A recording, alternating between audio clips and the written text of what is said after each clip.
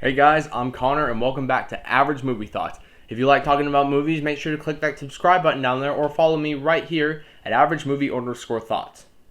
Alright, so today I got a 3 for you. 2 new movies and 1 repeat watch that I've already did a review on back in the beginning of September. I think you already know what it is. It's not really a surprise. It's obviously Tenet. I watched it a second time and I love to talk about it. And yeah, so let's get started. So The Broken Hearts Gallery is a new rom-com starring Geraldine Viswanathan and Dacre Montgomery and follows Lucy, an art gallery assistant who, after being dumped by her current boyfriend, creates an art gallery full of mementos from hers and others' past relationships. This movie was interesting in concept. The concept here of creating an art gallery based on past relationships is actually really interesting.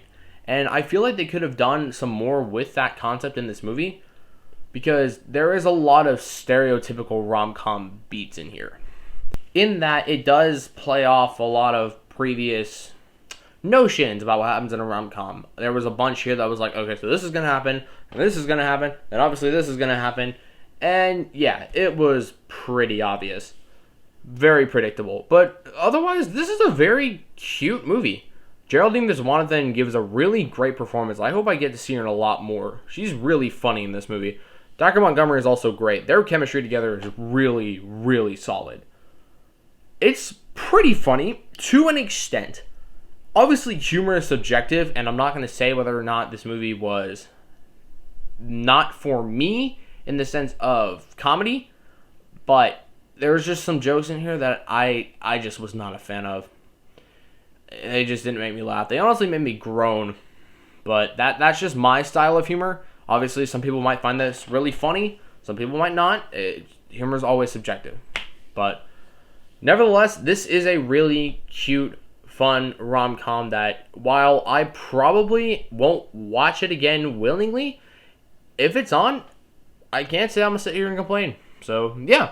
I'm going to give The Broken Hearts Gallery a 6 out of 10. So, Tenet.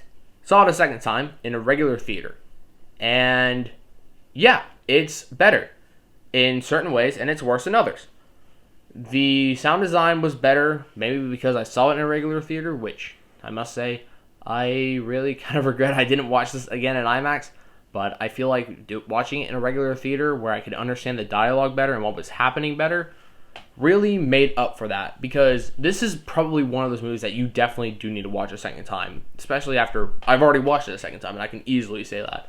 Because there's a lot of plot points in here that you're not going to pick up the first time, probably. You're not going to feel like how it flows unless you probably go back and re-watch the movie.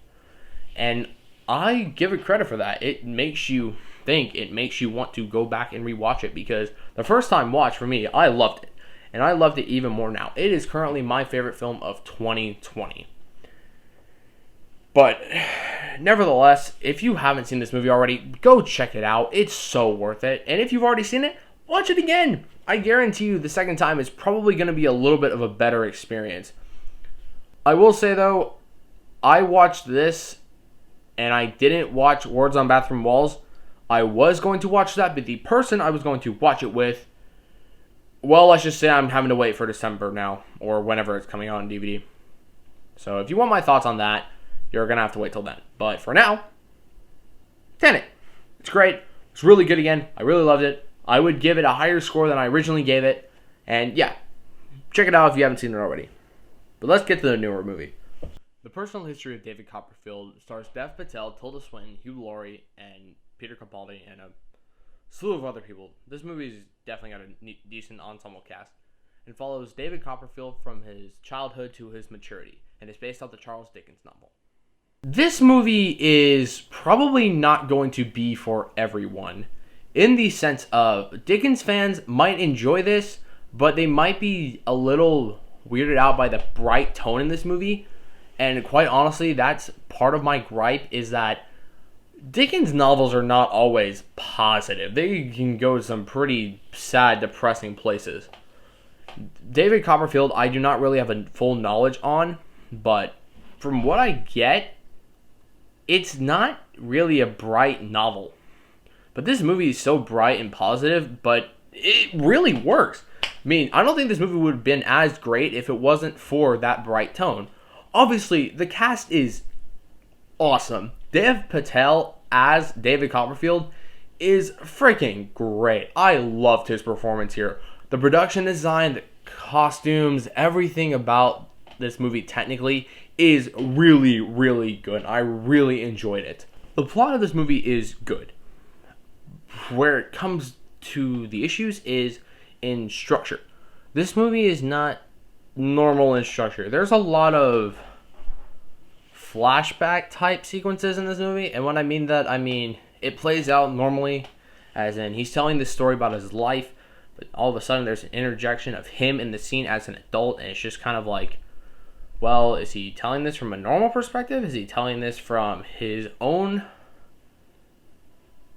life, or is he telling this as like this is him now? It's just kind of confusing in that sense.